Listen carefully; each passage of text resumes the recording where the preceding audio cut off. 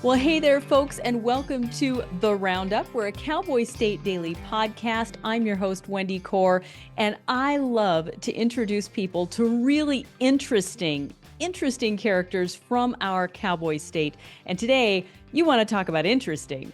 We have comedian Brandt Tobler. He is an A-list comedian. He has been all over television. He's been to the biggest comedy shops. He has made his impact on the entertainment world, and he's from Cheyenne. We're so tickled. Who knew? We're glad we know, and we're now letting you know. But I want to say hello, Brandt Tobler. So glad to have you on our podcast today. You're a podcaster yourself, though. Yeah, hi Wendy. Thanks. First of all, thanks for having me. I'm honored. I love to be on especially anything Wyoming. So it's always special. You know, being from Wyoming, we all stick together. So this is cool for me. Yeah, you're just an extension of the Cowboy State now because you're taking Wyoming out there. You mentioned the fact that you're from Wyoming and you're in your comedy sketches sometimes. Yeah, I usually I wear pretty much Surf Wyoming gear on stage every night, and I have my Frontier Days belt buckle on me at all times, and I rep the 307 everywhere I go. And it's hard. So I lived in LA for like 9 years, and they're always like, "What's this 307? What's the 307?" And then I was like, it blows their mind to think like that's all of us. They're like the whole state. I go, that's all of us. Because in my neighborhood in LA, I think if I walked 6 blocks in any direction, it was a different zip code. So I mean a different area code. So yeah, it's I have my Chancey Williams hat on right now. I just realized. So Yeah. All uh, right. Go Chancey. Yeah, we're wanting to no, get him on the podcast next. Chancey, if you're oh, listening. I'm sure. I'll Yeah. shoot him a text and tell him Please do. how Yeah. we I've feel. talked to him before. He's a great guy. Oh, he's a great guy. I'm sure he'll Yeah. do it. But again, Wyoming. Wyoming people are making waves and making their names out there in the wider world. And that's one of the things that we're so tickled about, Brandt, that you're out there making a name for yourself. First off, you're Cheyenne Central High School? Yeah, I'm Cheyenne Central. Yep. Cheyenne Central, you graduated Cheyenne and you decided, I'm going to go do something really different. Well, I actually didn't. I graduated from Cheyenne, then I went to school in Phoenix. The original goal, I want to play basketball. Well, I mean, the original goal was to be in the NBA, which might be the funniest thing I've ever said. Being a 5'11" white guy from Cheyenne. But no, I went down to Phoenix to try to play basketball at junior college, and then I just didn't really enjoy college. And then one day, my buddy, a kid named Matt Farwell, I went to high school with in Cheyenne, we were on the phone, and he's like, "You should be a comedian." And I was like, I don't even know how, like. There's so many comedians you talk to, they're like, "Oh, this is my dream since I was a little kid." My dream, I honestly just want to be a PE teacher and coach basketball at Central, but I never even dreamed a comedian, like I got class clown in junior high, I got class clown in high school, but there was no comedy clubs in Cheyenne, so it was never even a dream. And so he said that to me, and I went to Barnes and Noble and I got a book, and then I read about how to be a comedian. And but then I actually chickened out for 2 years because a couple times I talked into the microphone, my eyes would water. So I was like, I can't be a crying comedian. That's funny. So actually, the dream or the seeds were planted in Phoenix, and then I actually didn't even try comedy till I moved to Vegas, and I chickened out a bunch of times, and then eventually I talked about it so much, my friends are like, "Are you gonna do it or what?" So I had like 12 friends come to a show, and I had a couple beers for some courage, and the first time went great, which is kind of rare, but I think the first time went so good because I was so prepared from chickening out so many times. So, and then I've never done a drug in my life, but I think it's the addiction might be similar because I did it once and I was hooked, and then and now, well, I guess like 20 years later, here I am still doing shows. You got hooked on the laughter, the crowd Yeah, response. just I the get that. You rush get of it. endorphins from that. Yeah, and just the rush of just seeing it all come together. Some dumb thought I had in my head that made people laugh. I'll never forget that first time, and I still have video of it actually, but it's horrible. The jokes are horrible, but in the moment I thought they were great, and maybe at the time they were great. Maybe at the time they were, because obviously people laughed. Yeah, It wasn't just your 12 buddies, right? yeah. No, there was maybe five other people there, Oh but I well. stacked the audience for sure. You most certainly did. Yeah. So you went to a comedy club in Vegas. and said, this is what I want to do. But and you tell these stories in your stand-up routines, but Yeah. you tell the stories of your dad and going to Vegas and living with him, or actually him coming and living with you Yeah. eventually. Because you had some really interesting jobs, Brandt. Yeah. So I left college and moved to Vegas because when I was a kid, my dad was in and out of prison the whole time I was a kid. So then he got out of prison and then I moved to Vegas to try to connect with him. And the funny part is I moved there with the dream of back then they used to have these pirate ships that would battle in front of the Treasure Island. So I dropped out of college. I just wanted to be a pirate on the strip. And then my family was like, my mom's like, what are you doing? It's like, I'm going to Vegas to be a pirate. And then, of course, I got to Vegas and I didn't know anything about like casting or anything, or I wasn't even hot enough to be a pirate. So then I ended up getting a job. I was counting money in a casino late at night, which was an awful job, especially when you're broke, just counting other people's money. And then it's a long story to get into, but then I got a job working for the like some of the biggest professional gamblers. So then I was a runner for sports betting, and then I would carry hundreds of thousands of dollars, and I would just run up and down the strip and bet on sports every day, which was the coolest job. Whoa. Probably even cooler than a comedian. I don't know. Comedian's pretty Oh, cool, but that was a wow. pretty cool job. So I was a long way from Wyoming. Definitely just living in Vegas, but then when I left Wyoming, I think I had $800 to my name.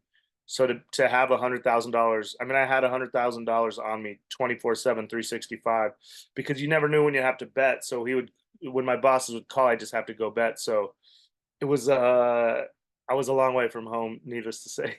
No kidding. You don't find those jobs in Cheyenne, No, Wyoming. no, no. No. It's funny too, because anytime I do a podcast, every 22, 23-year-old guy in America sends me, "Hey, how do I get that job?" I'm like, the game, it's a different time. That job's done. But yeah, I was super lucky to have that job. And then I just learned a lot about life from the guy that was my boss.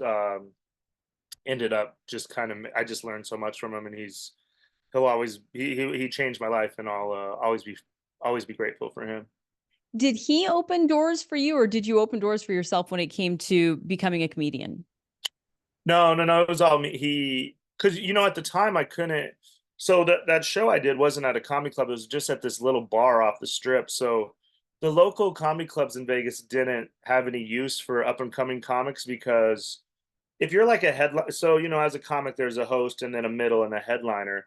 But every comic in America would take a step down. Like if you're a headliner everywhere else, you would feature in Vegas just because you wanted to go to Vegas. So, and with LA being so close, they just had no real use for us. Um, so we just couldn't get in the clubs. They didn't do an open mic night. They didn't do anything. All we had was a Sunday night at this place called Boomers, a bar called Boomers Humors.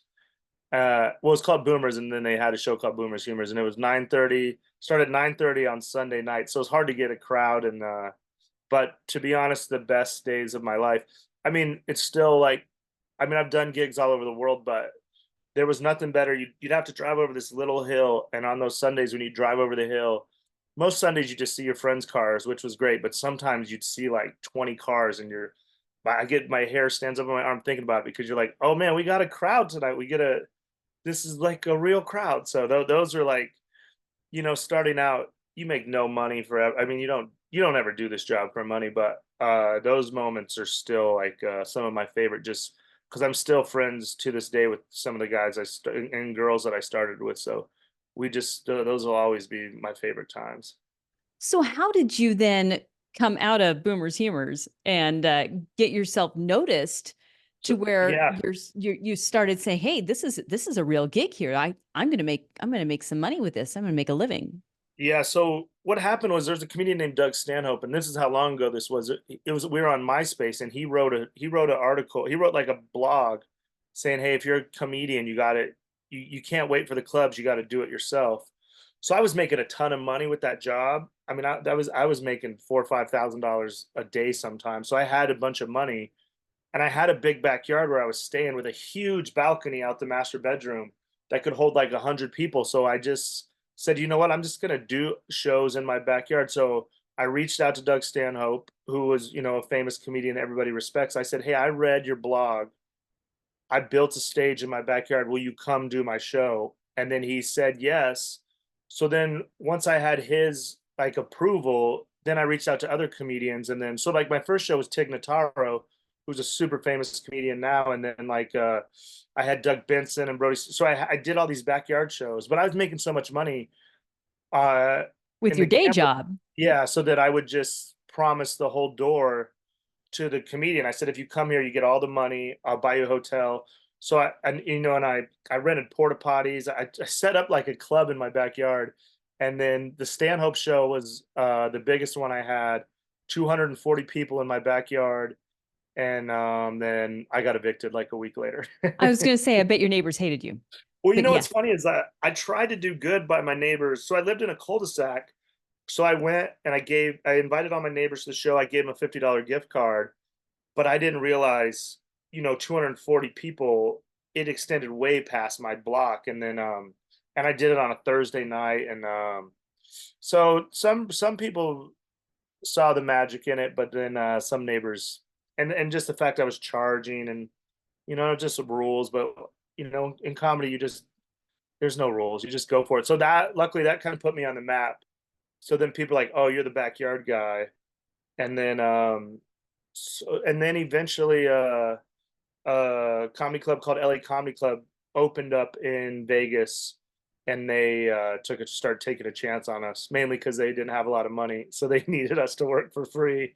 So then we got our foot in the door, and then after that, you just grind and you just keep showing up. It's people always think it's such a hard job. It's not really that hard. It's just like anything else. It's just repetition, and you just kind of have to just keep showing up, and you get thick skin of like when you do bad. It's once you realize you're not gonna die. When you bomb, it's a rough car ride home. But now, like when I bomb, it's fun because it just gets the juices flowing. You're like, oh, that didn't go good at all. But now I know enough tricks to like get out of it. So it's a yeah. To long answer on that, but yeah, the backyard show really kind of propelled everything, and that was just kind of betting on myself and taking a chance. And luckily, I had the money to run a business where I was going to lose money.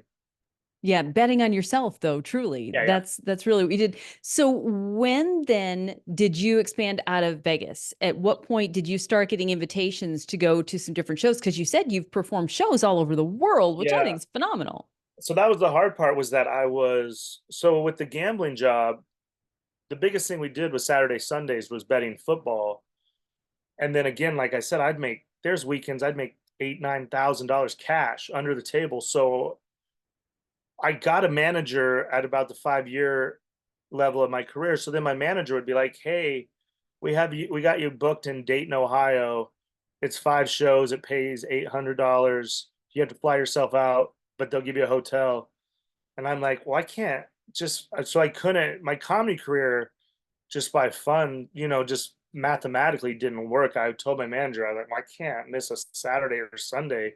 This is all the money. So eventually the gambling thing died out, and then I moved to Los Angeles, and then LA's a tough place to do comedy. So you kind of have to stay on the road to pay your expensive LA rent. So then that's when I started hitting the road more, and then I just started traveling, and that was the first 5 or 6 years. That was like the most fun. The first time traveling now, traveling it's just so lonely, so that the first time going to Dayton, Ohio, you go to the cool little spot where everybody likes to eat. You go to an antique spot. But then like the second or third time, or you go and it's like December and you're just sitting in a hotel room. You're like, this sucks. So it's like stand-up comedy is the show is I do for free. What you pay me for is the rent a car, the hotel, being away from loved ones, being away from home. The actual show I would do for free anytime. It's what you pay me for is everything that comes with it. So you're not based in LA anymore. You're in Denver. Is that Yeah, I'm is in that where Denver. you're at right So now? So you're a little I love closer to home. yeah, yeah. So I just missed home. I enjoyed LA for 9 years, but um I mean it sounds like a corny answer, but I just miss like real Wyoming people. And in LA, you just don't everyone you meet, they just size you up like, can you help them or not? And I just missed I just miss my friends. I just missed Wyoming, but I can't be a comedian in Cheyenne. So, and luckily Denver has one of the probably top 5 comedy scenes in the country. So, and the Denver Comedy Works, I think, is the 3rd best club in the, well, probably 4th best club in the world. So I just decided, I'm going to move to Denver because then I can get home, but I don't have to live in home. I love Cheyenne. I'm so proud of Cheyenne, but that wind and everything, and that's home. So Cheyenne, I can get in trouble in Cheyenne. Cheyenne's kind of like my adult Vegas. So like I just go in and out for a night or two and then I get out of there. That's grand. That's grand. What are some of the really cool things that your comedy career has allowed you to do, Brent? Because Oh, I'm sure you've got a long list. the coolest thing I've ever done was, when I started out, so I grew up like I grew up in Cheyenne and I lived just blocks from the Air Force Base. And all my heroes, performing for the troops, I just appreciate everything the military does. So one of my first goals was I wanted to perform for the troops. So I signed up, and then I finally got my orders to go perform for the troops. And I thought I'd have to go to Iraq or Iran or somewhere. And then I got to go to Italy, Greece, and Turkey.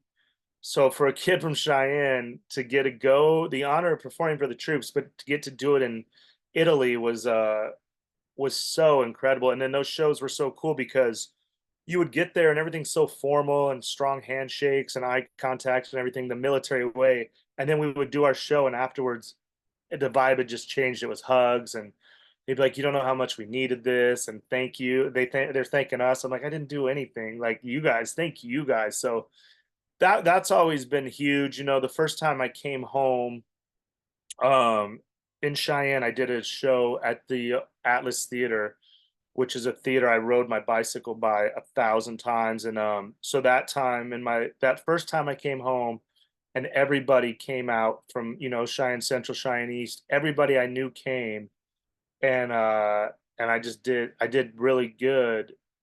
Well, I did good. What I thought was good. I did good, but that moment of then coming off, and then I had a girlfriend at the time. I had a really special girlfriend, and she had been with me in the start of all those bad open mics.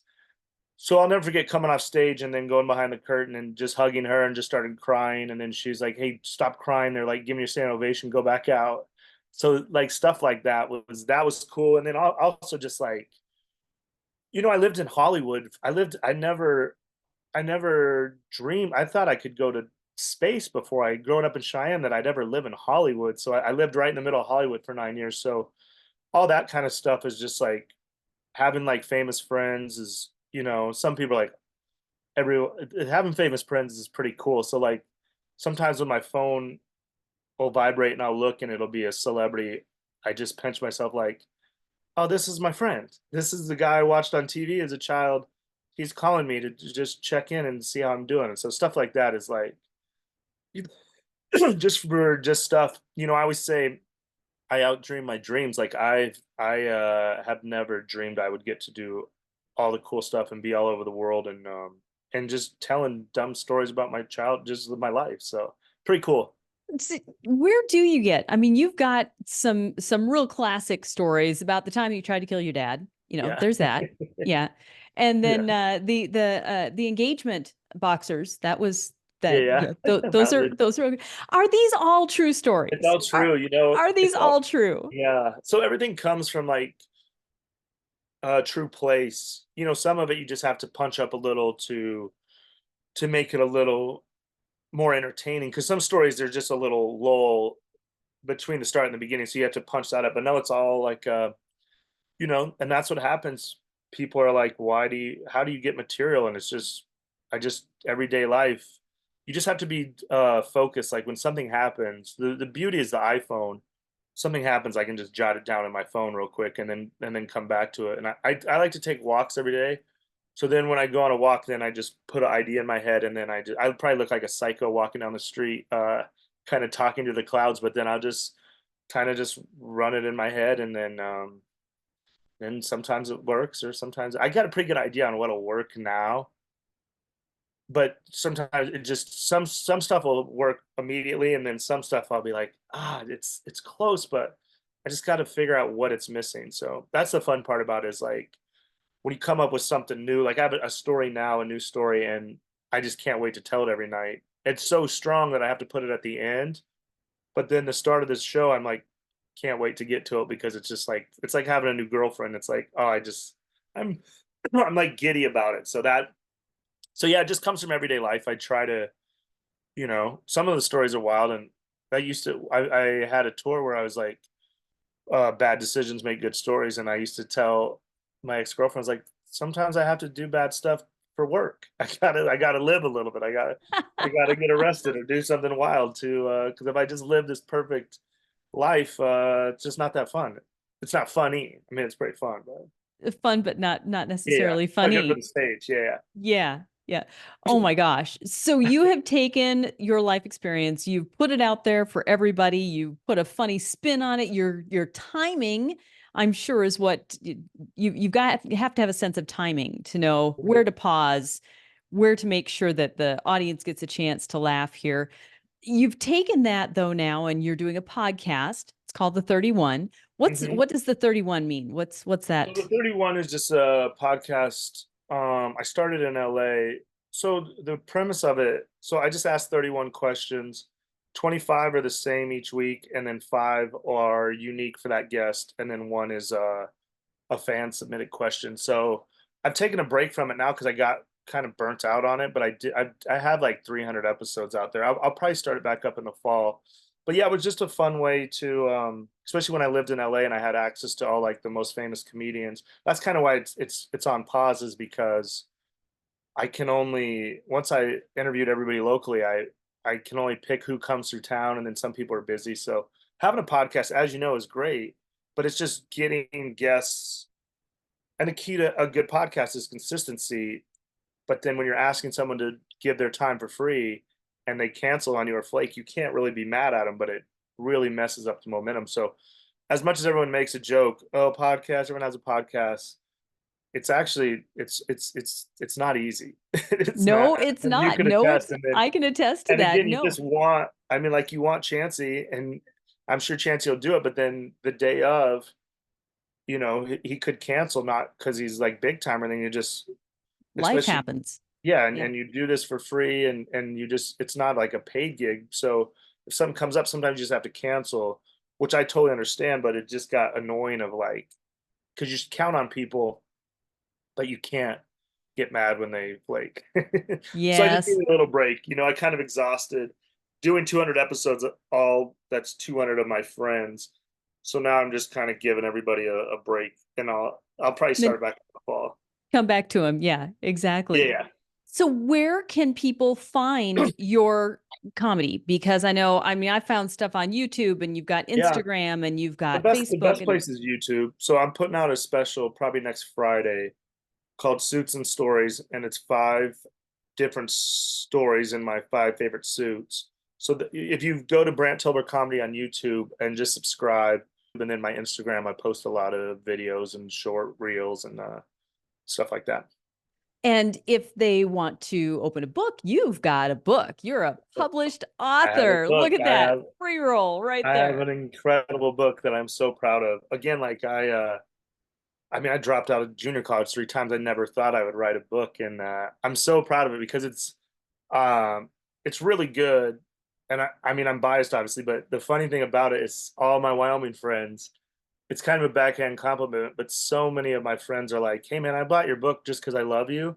But it's actually like really good, and I'm like, I'm as shocked as you are. So, yeah, it's so they're still. I think we're still shopping the movie rights, but hopefully we'll have a deal by the end of the year and it'll be a movie. And then but yeah, I mean, I can't believe how good it is because I'm a moron. So but it's actually it's a really good book. And It's is it on about Amazon. It's got like 150 reviews, and all of them are 5 star except for one lady in Michigan that gave it like a 3. I was like, didn't you hear the story about me trying to kill my dad? Like, I'll come get you. But yeah, no, there's a book out there. oh So my and gosh. you can get it on Amazon or anywhere, or if you want an autographed copy, just send me a message on Instagram or Facebook or something, and I'll sign Chancey Williams' name if you want, or Oh, whoever sure. We'll let Chancey know nickname. about that. Yeah. Yeah, yeah. I'll just Wait, sign whoever and send it off. is the book about your life? Is it your Yeah, life just a story? memoir. it's just my life growing up in Cheyenne and the whole process of growing up in Cheyenne and what we dealt with my dad. My dad's just a really bad person. So what my this book made me really appreciate how amazing my mother is being a single mom, because she did a really good job of hiding everything she went through from my brother and I. So then when I wrote the book, she told me all these awful things that she had to go through. So that was another reward of the book, of just seeing how special my mother was. So just going through having my dad in and out of prison the whole time I was a kid and all of that, to then moving to Vegas, moving to Phoenix and moving to Vegas, and then having this crazy life, which and then the book goes all the way to the point when my dad stole $80,000 cash from me, which was my boss's money. And obviously the guys I worked for were, I don't know what had the best way to describe them, but the guys you don't want to be $80,000 short with. And then I They tried didn't to, kneecap you though. no, but it could have been, he put me in a bad spot. So yeah, so the book's just about that. Just a kid from Wyoming who became a stand-up comedian and also had the craziest job, kind of working for the mob in Vegas, carrying the $100,000 and all the crazy. I mean, I was 23 years old, so there's stories in there. I just got myself into trouble, because when you have that much money, you can kind of do whatever you want, Yeah, well, which I found out. yeah, what you found out, yeah, until your dad Yeah. steals eighty Well, thousand yeah, so dollars my from dad you. stole it, and then we had to deal with that. But no, that was the bad part. And Oh then my, I got robbed at shotgun in my house one time. That was bad. But it's oh all my in the gosh. But it's all in the book. all in the Okay. book. I mean, I would tell it here. We don't have time, but this isn't me trying to plug the book. But it's for all the Wyoming listeners that we have. I think you'll enjoy it, because you'll be like, wow, this kid from Cheyenne lived in a different world than how we do it in the 307. What was that like? I'm kind of going backwards here, but what was that like for you when you left the shelter of Cheyenne and of Wyoming, going to Phoenix and then to Las Vegas? I mean, that's culture shock. Yeah, it was wild. I mean, it was just a different world. I mean, totally different world. So I just learned. I mean, I was never prepared for it, because it was, working for those guys. It's not something you learn. It's like, so it's kind of just learn on the fly. And it's funny because when I got there, so I dropped out of college. I just moved to Vegas, and my dad was just out of prison, and then he was living with this like cocktail waitress girl in a trailer. We were living in a trailer with like 7 people in this trailer. But I just love basketball so much, and somehow I got a credit card. These dummies gave me a credit card for like a $5,000 credit limit. So I signed up for a gym in Vegas, because I still love to play basketball. I still love basketball this day, but it's so hot in Vegas that um, I couldn't play outside. So there's only really one indoor gym, but it was super expensive. It was like $200 a month way back then. And I signed up, and then that's how I met these gamblers. But then they thought I was a FBI informant, because they're like, how does this kid just show up that lives in a trailer and come to this expensive gym and start making friends with us? So then the first couple months once I got hired, my one boss hired me, and then the other boss was like, this doesn't feel right. So then for the first 2 months, they kind of, now in hindsight, they were really sizing me up. So I'd get to go out to dinner with them every night, which is awesome because they're millionaires. So I got to eat like crab legs and sushi and all this stuff Sure. I'd never even tried. Yeah. And then they realized I was just a moron. I wasn't in the FBI, but just spending all that time with them, then I just learned the old side of Vegas, like the mob side of Vegas, and just which was really cool. But it was yeah, definitely it's just old school Vegas, where everybody's takes care of each other, and your word is your word, and like when I got the job, the one thing I'll never forget, he's like, uh all you have is your reputation, and when your reputation's gone, you're gone. And I was like, okay, that's that's all I needed to learn. So that's what I learned, is just never break their trust. And then I was just like a kid, again, like a starry-eyed kid from Wyoming, so I was just watching everything they did. And then again, they were millionaires, so I'd never been to a mansion or like rode in a Mercedes, or they had swimming pools. And so I was just like starstruck, and I was smart enough to just keep my mouth shut and just keep my ears open and eyes open and just learn as much as I can. And I end up learning, still, like I said, he's the most important person that's ever been in my life. And I learned so much from him about everything in life. So stuff that you just can't really learn it Laramie So County Community College. yeah, surrogate dad, probably in a lot of Yeah, I ways. think that was, and when everything bad happened with my dad, I think there was a little jealousy that my dad could tell that I enjoyed spending more time with him, with my boss than him. But and then luckily when my dad saw that money and everything, he was much more lenient with me because he knew I wouldn't do anything. He knew I would never do anything to let him down. And then I was so scared to tell him what happened. I sat outside his house just crying, opening my door, shutting my door, opening my door. I was scared to go in and tell him because you don't want to tell somebody that you don't have 80,000. And then I told him, and then he was like, I just started crying. I was like, I'm so sorry. My dad stole the money. And we tried to kill my dad. And then he's like, wait, what? And he was like, you don't. And then he was like, if you have a problem, you come to me. Like I'm the problem solver. You don't. I was like, I'm sorry. I just want to. And then he was just like, desperate people do desperate things. He's like, we can always make more money. I'm sorry that he was just so good about handling it. But it was just the one guy I didn't want to let down. And again, you also just safety reasons, like you just can't be $80,000 short. But luckily they knew they knew I didn't do it. Because in that world, people had stole a lot of money. A lot of just bad stuff happened, but they knew I wouldn't. I just had a bad dad. So do you still have those contacts? Do you still have those friends in Las Vegas? Yeah, a little bit. It ended bad.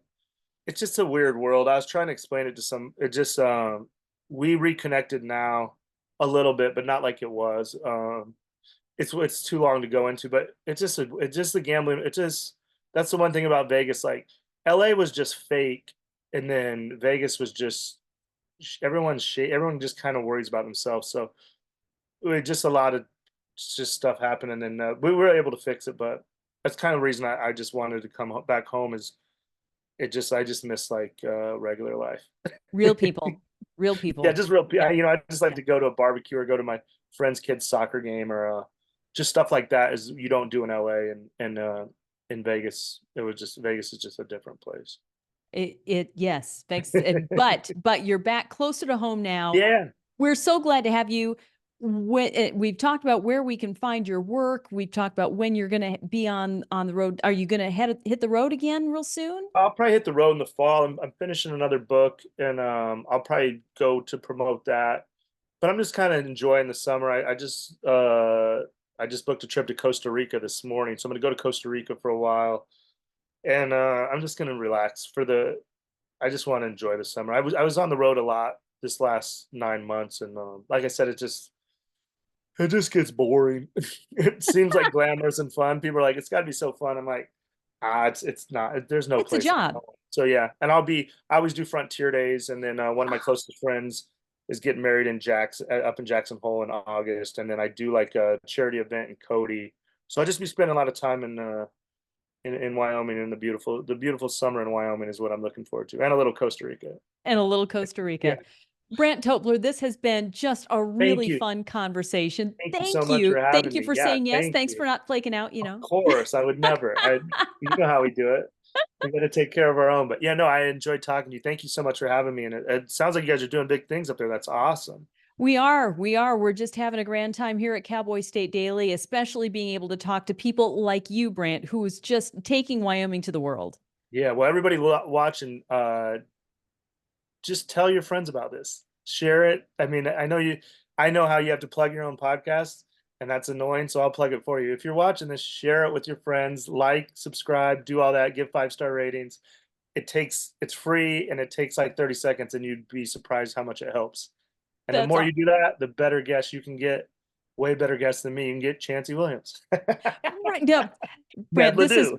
this has been great. Brandt, No, thank you for your thank time you. today. Yes, good luck. We're all rooting for you getting Thank out you there so much. and getting that success that we are Thank just you. so proud of. Folks, thanks for tuning in today to Cowboy State Daily's The Roundup. We have just really enjoyed our time with Brandt. Stay tuned. Come back next week. We're going to have another fantastic guest that you can share with your friends and your family, because it's all about Wyoming people and being proud of our state and the people that are coming from our state. So thanks for tuning in. I've been your host, Wendy Corr. I've had a fantastic guest in Brandt Tobler. Follow him. You'll laugh, I promise you. Don't forget, get his book. Take care, folks.